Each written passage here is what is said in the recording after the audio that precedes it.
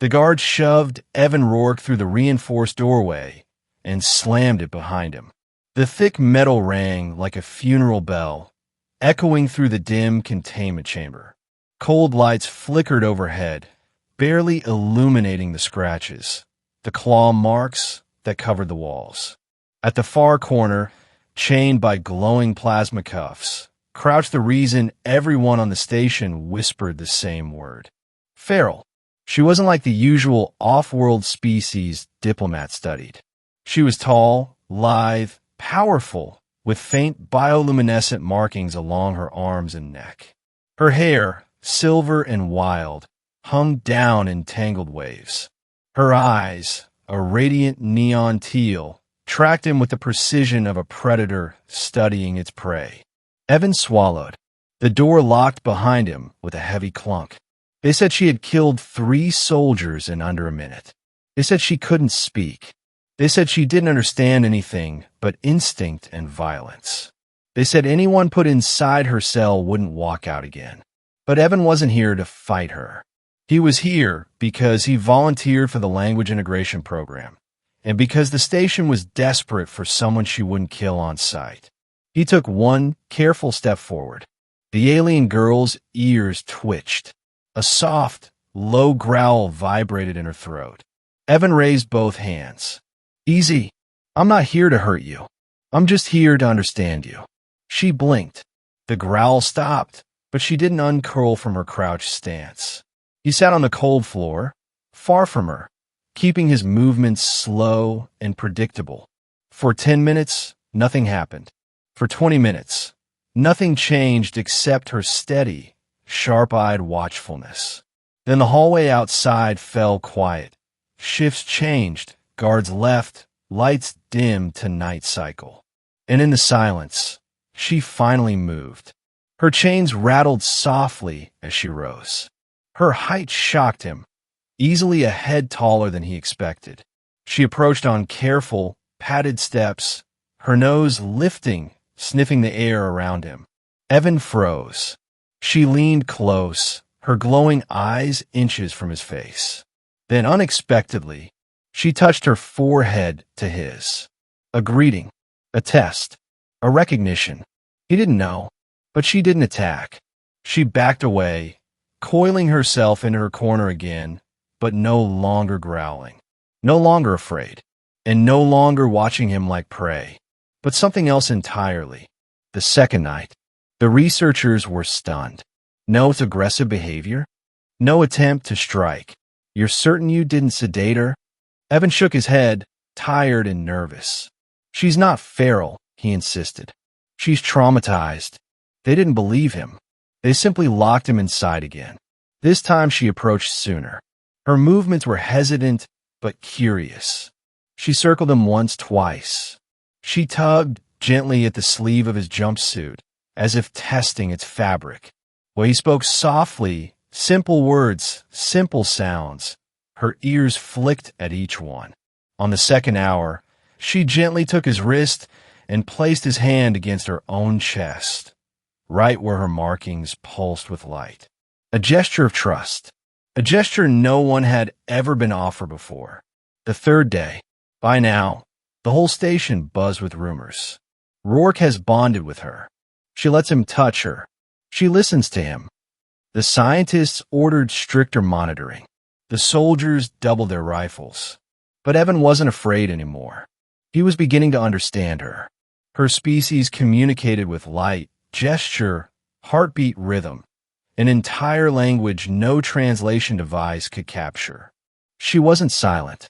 She wasn't wild. She had just been utterly misunderstood. That night, the temperature dropped sharply, the station's failing systems again. Evan rubbed his arms for warmth. She noticed. For a long moment, she watched him shiver. Then, without sound or warning, she approached. She sat beside him, still chained but close enough for her body heat to reach him. He tried not to startle.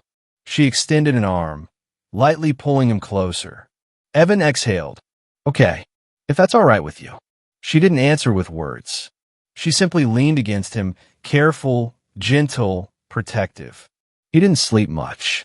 But she did, her breathing slow and calm beside him. The fourth night, the scientists debated unchaining her. Evan insisted it was safe. They hesitated, so they compromised, loosened her cuffs, reduced their glow, gave her range but not freedom. That night, she moved silently behind Evan and began braiding a small piece of her silver hair with a strand of his. A cultural bond marker. A symbol. He didn't know its meaning yet, but he felt its weight. Later, she pressed her forehead to his again, and this time, she rested it there longer. Her breathing deepened. Her muscles relaxed. Minutes passed, then an hour, and slowly, she drifted asleep.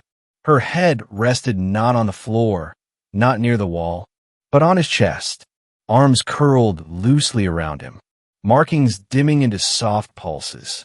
Her tail, he hadn't even noticed she had one, wrapped lightly around his leg like a sleepy animal anchoring itself. Evan didn't dare move. She trusted him. She felt safe beside him. And for the first time, he realized he trusted her too. When they found them, the morning alarm blared and the door hissed open. The guards froze. The scientists gasped. There, in the center of the cell, was the feral, alien girl curled peacefully against Evan Rourke, sleeping like a child clinging to the only warm thing in her universe. And Evan, he was smiling gently, one hand resting protectively on her back. She's not feral, he told him softly, careful not to wake her. She's scared, alone, and she needs someone who won't treat her like a weapon. The lead researcher swallowed. I think we misjudged her. No, Evan corrected. You never tried to understand her. The alien girl stirred, tightening her hold on him possessively, making the soldiers step back in alarm. Evan stroked her hair, and she settled again, trusting him completely. They had a choice. Keep treating her like a monster, or recognize her as a sentient being forming the first interspecies bond of her kind. Evan demanded they release her into his supervision. The researchers debated through the night. In the end, the station commander agreed. Rourke, he said, she's yours to guide if she chooses to stay. They unchained her fully for the first time. She walked straight to Evan, took his hand, and pressed her forehead to his one final time. Her markings glowed bright, not with fear, not with aggression, but with unmistakable relief. And then she wrapped her arms around him, declaring her choice without a single spoken word. Weeks later, she moved freely through the research wing, always shadowing Evan like a protective guardian. She mimicked human gestures, learned their words slowly, and never showed a hint of the violence she had been accused of. Some whispered she had imprinted on him. Others said she simply found the first person who ever saw her as more than a threat. Evan didn't care, which was true. All he cared about was the girl who once cowered in chains. Sleeping peacefully against his chest the night, she realized she wasn't alone anymore. And as for her, she would never let anyone harm him again. Not ever.